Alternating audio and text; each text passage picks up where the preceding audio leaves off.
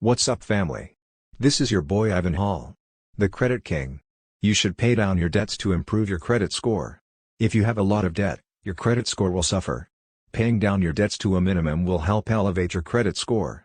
For example, if you have a $1,000 limit on your credit card and you regularly carry a balance of $900, you will be a less attractive credit risk to lenders than someone who has the same credit card but carries a smaller balance of $100 or so.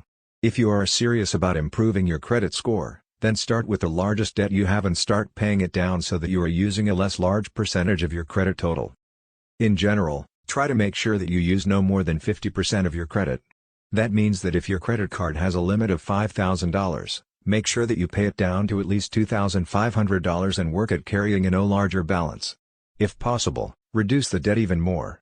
If you can pay off your credit card in full each month, that is even better. What counts here is what percentage of your total credit limit you are using, the lower the better.